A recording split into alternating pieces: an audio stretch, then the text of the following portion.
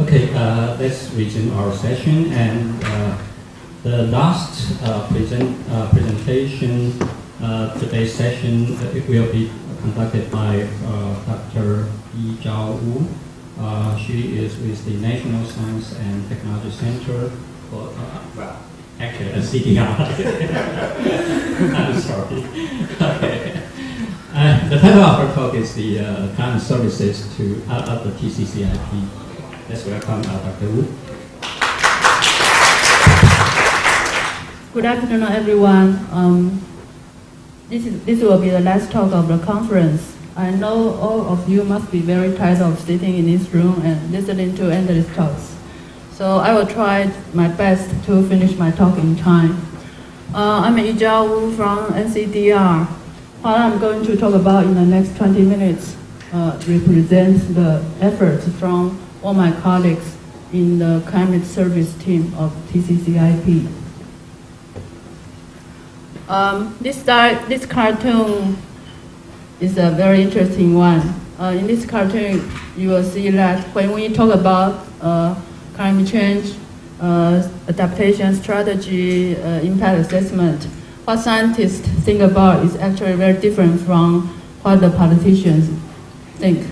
The scientists, just like all of you, are very good at analyzing data and making beautiful graphs to show how the Earth's climate system is changing. However, to the politicians, most of them are concerned about the opinion polls about a particular issue or the survey about the voting intentions. Of course, some of them do care about climate change and how to do the adaptation, but very often it's too difficult for them to really understand the data or information from what the scientists revealed. For example, if you tell them the global mean temperature has risen by 0.74 degrees Celsius in the past century, they might think, well, is this a big number or not? So, in view of the importance of risk communication, the WMO advocates the global framework for climate services. So they advocate this framework, trying to make the guidance for the efforts to convert climate knowledge into actions. In this framework, there are several important components. For example, you can see from this diagram, we have scientists to do the observation analysis. We have scientists to monitor the climate change in the past. We also have modelers to do research, to do prediction or projections. And all these outputs from the scientists or researchers can be input into a climate service information. That's the integration system to support this information distribution. However, in this framework, it suggests that to bridge the gap between this upstream climate change relevant information and the end users, it's better to have a user interface. And our project, TCCIP Project, is a user-based climate change service project. It aims to bridge the gap between this information and downstream end users. Okay, so in this diagram, I will show you that in four years ago, at 2010, our government started to organize a framework at the national level, the adaptation policy framework. In this framework, some important issues of the adaptations in Taiwan has been decided, just as the 8 fields listed in this diagram. However, to actually take actions for adaptation, they need scientific support from the research from scientists.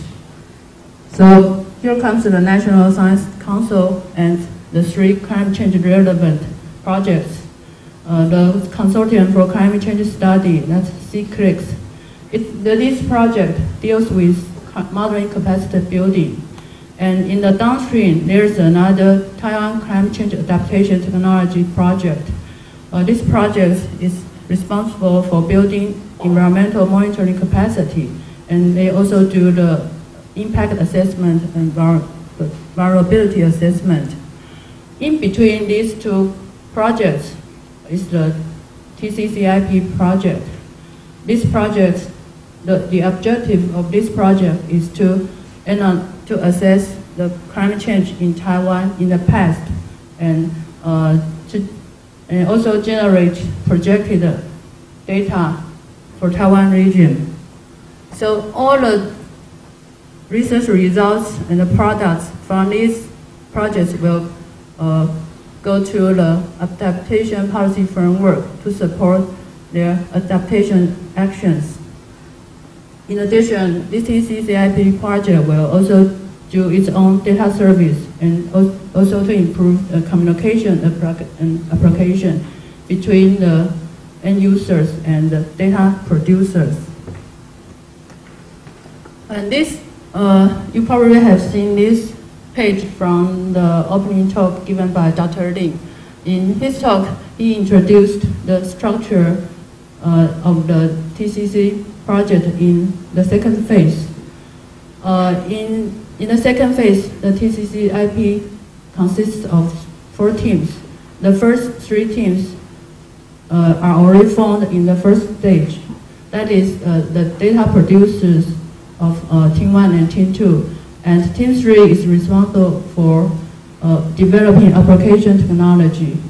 And Team 4 is the newly formed group in the second stage of TCCIP.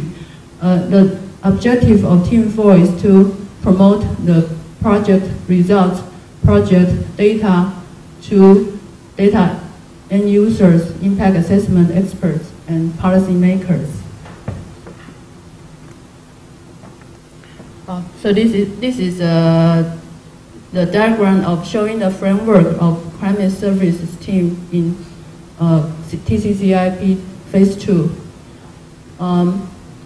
According to the different needs of different users, we have to provide different services respectively.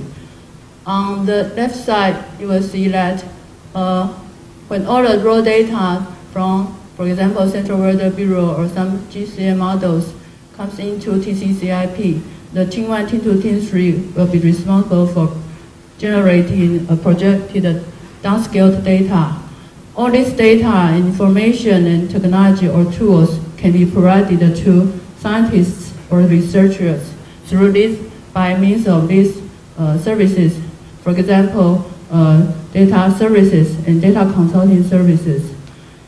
In order to improve the communication between data producers and scientists or researchers, we also hold conferences or workshops or forums to do the communication work. And we also published a scientific report on Taiwan's climate change. In the first stage of TCCIP, we established the first edition of information platform. But to satisfy the needs of another group of users, such as the policymakers, all this raw data, the knowledge from the scientific report, or the data and information displayed on the information platform are usually too difficult for these non-expert policymakers. So we established another new item of work, that is the translation and dissemination of climate change related knowledge. So in this diagram, you see that to fulfill the needs of scientific researchers or the policymakers, we have divided our work into four different categories. In the next few pages, I will first review what we have done so far. That is the achievements we have made in the first stage and the starting year of second stage, that is last year. First, the important achievement made by TCCIP is the scientific report published in 2011.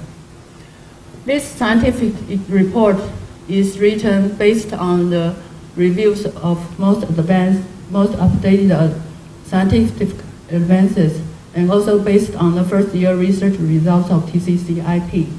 This scientific report is valuable because it is the first official climate change report of Taiwan.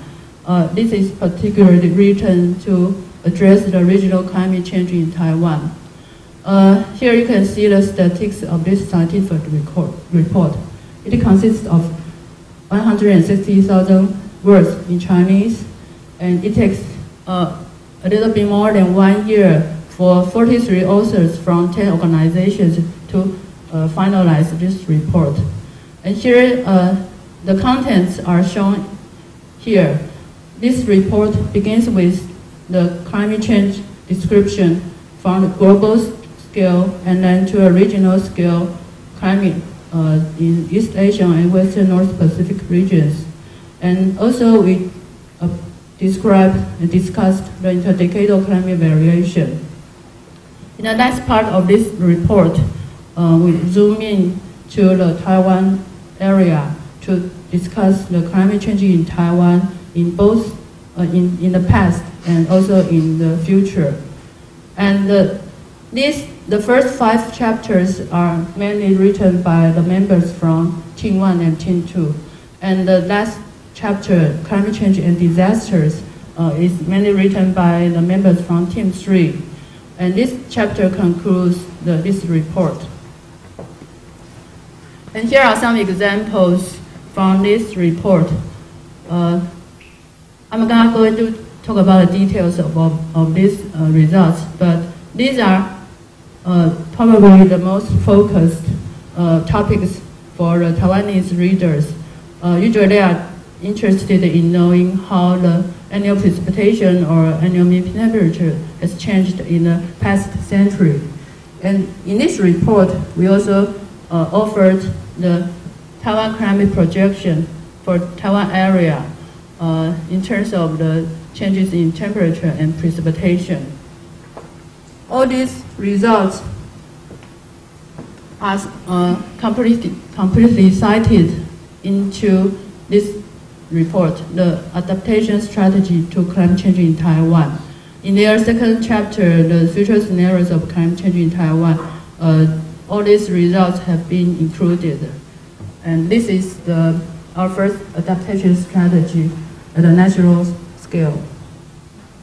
Okay, and the second achievement is the information platform and data services. This is the first edition of the TCCIP information platform.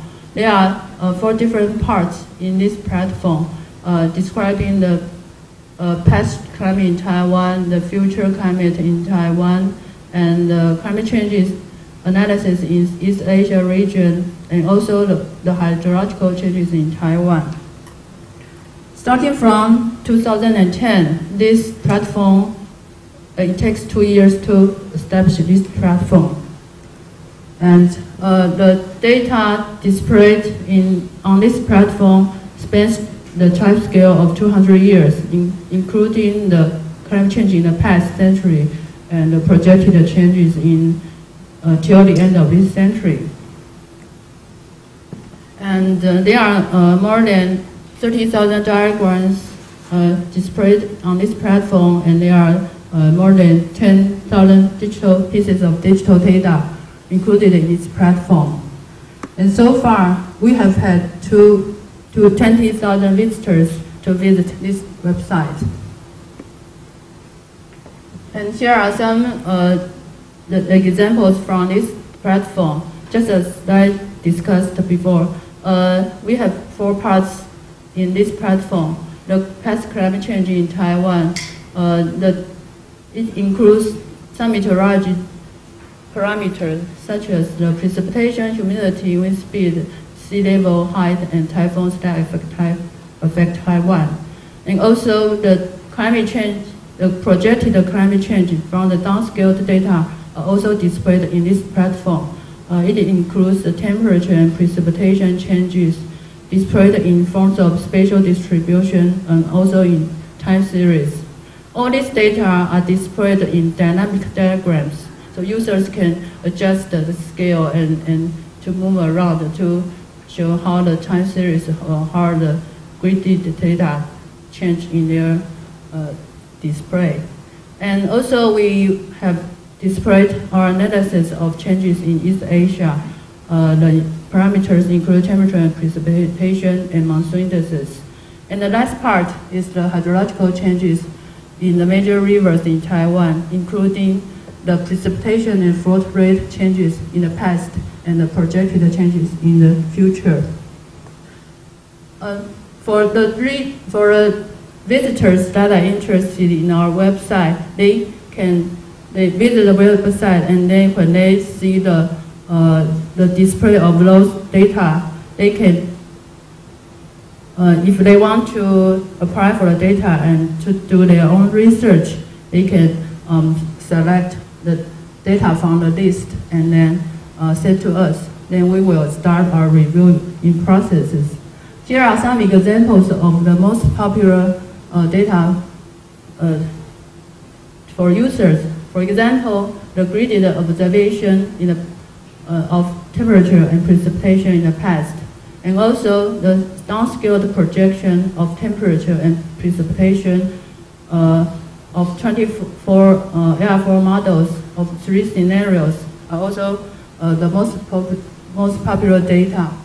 And whenever we receive the order, whoever interested visitor submit their request for the data, we will start our reviewing processes. And then during that reviewing processes, it's not intended to limit the use of the data, but to help these applicants to realize the limitations and the characteristics of the data. And also, we want to make sure that they are applying the correct data for analysis. Because very often, a lot of users simply say that, give me all the data available, but maybe they choose the wrong one to analyze. So people in our climate service group will do the data consulting and help them choose the correct data to use. And all the opinions expressed in these reviewing processes will go back, feedback to our project to improve the data services in the future. And here are some statistics of our data services. From this diagram, you can see that the data applicant to apply the data for disaster prevention field is the biggest group of people in our data applicants.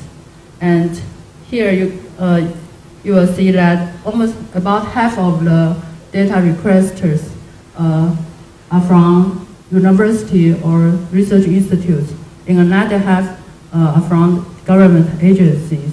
So researchers and people from government agencies are our first two targeted users of the TCCIP project.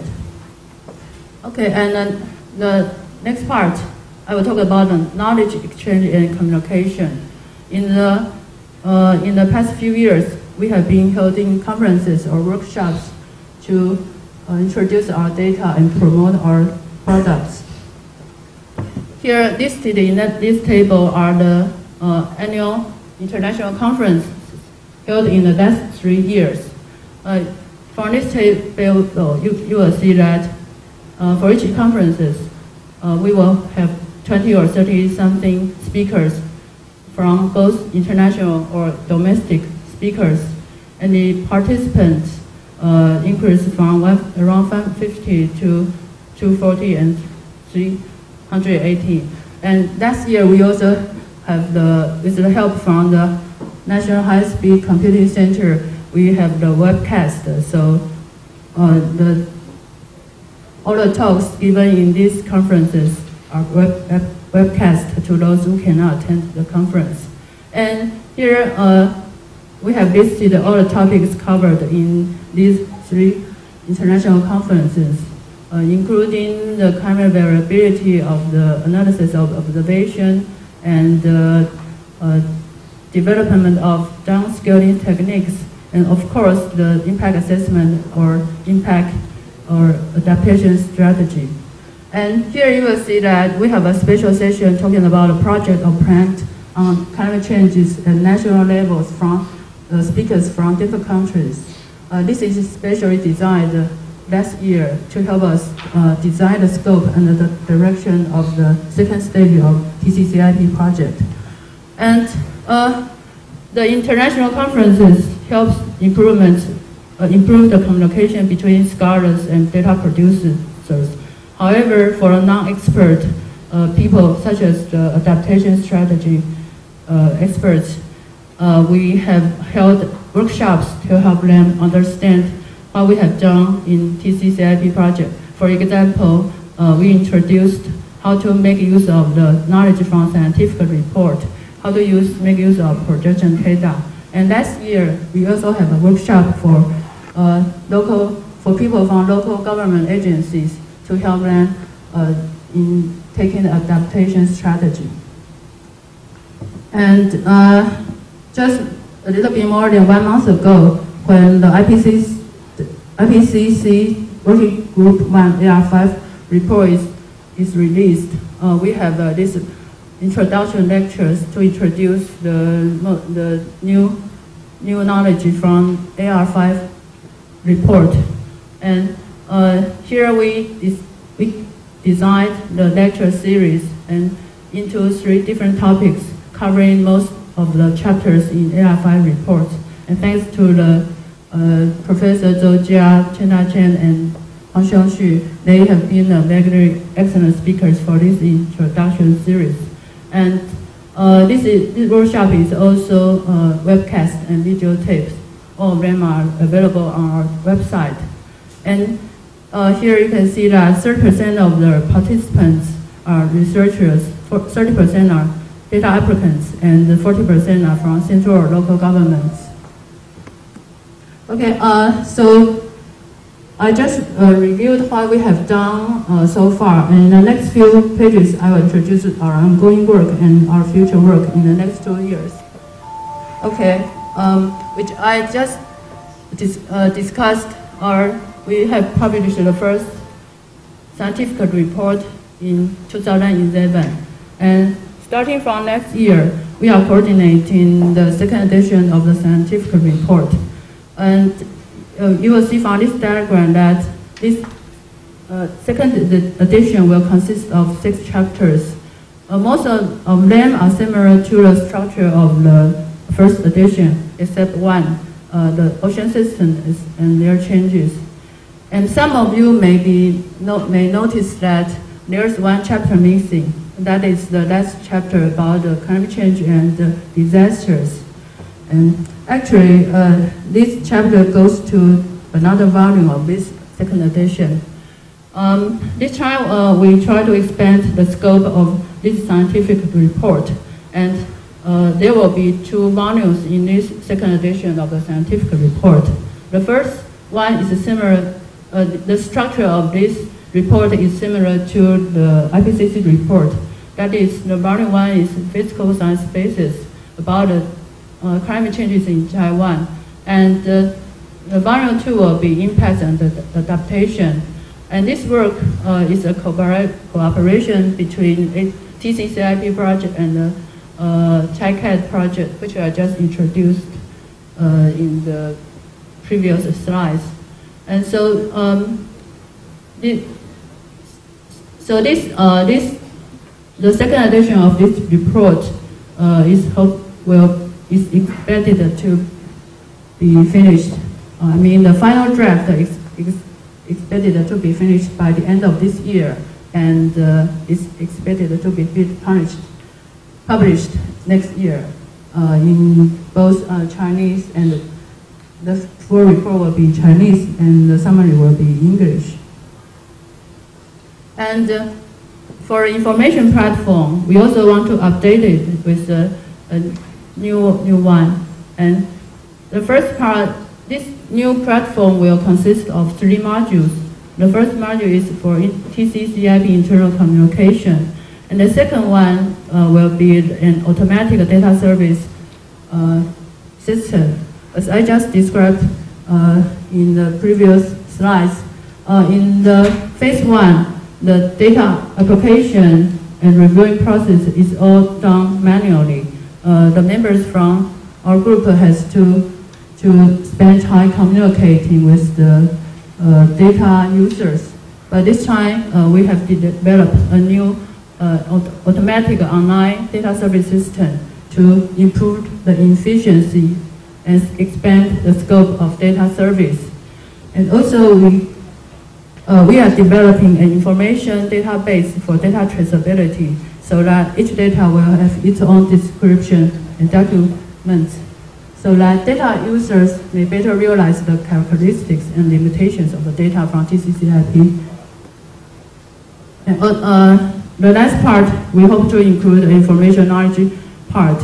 This part will do the service for the non-expert users.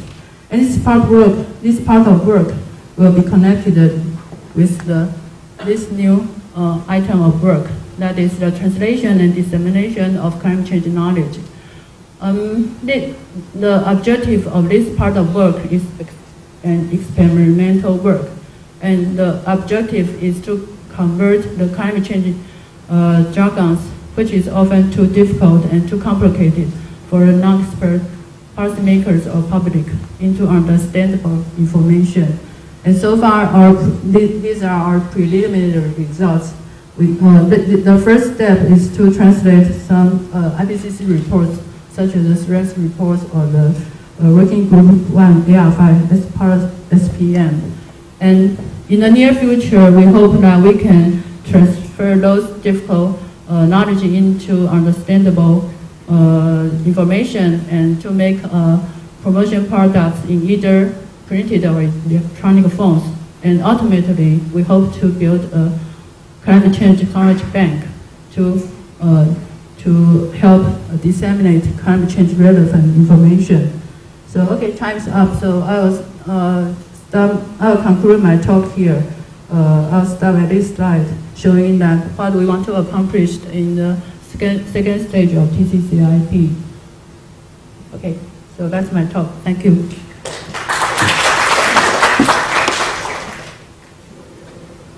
Because we arrange a summary and discussion session after this session, so I'd like to have 1 or 2 very brief questions, and after that, if you have further discussion, we can have that in the summary and discussion session.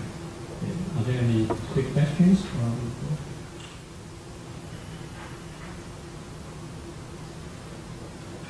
A very quick question. Could you give us some ideas of how much resources are available dedicated to the project, TCCIP, like how many people actually are working for it? You mean for the entire project or for the climate services team? For the entire project, around 70 people. 70. Yeah. And for this climate service group, only 8.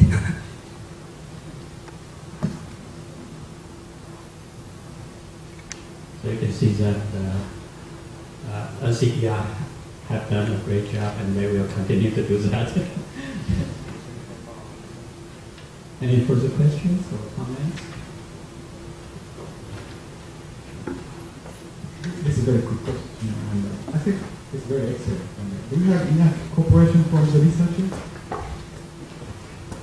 Do you have enough cooperation from the researchers? Because you seem to request so many things to the researchers. It looks very nice, but I'm wondering, do you get enough cooperation from the researchers? I guess we have one participant from TCCIP. Yeah, we have in the second stage we have collaborated with a lot of researchers from university and research institutions such as the academia, RCEC from Academia Sinica and from National Taiwan Normal Universities, from the Chinese Cultural University, and from Hong universities, Jiaotong universities. Yes, we have collaborated with a lot of universities. I guess most of the team leaders are university professors. That must sound very friendly to provide all the information.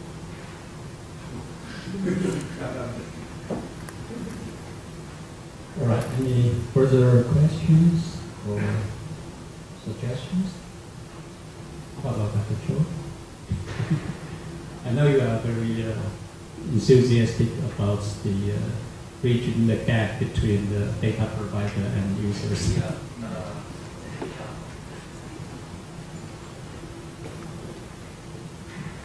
Actually, I'm interested in the platform. Actually, there's a word platform, but what I'm thinking about the platform, actually, the data provider is a very limited.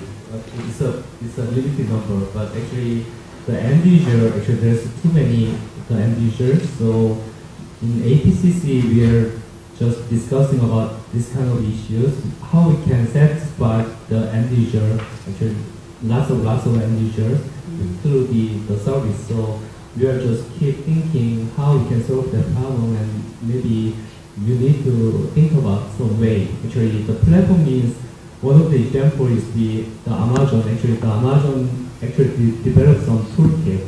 They just provide toolkit instead of developing the web page.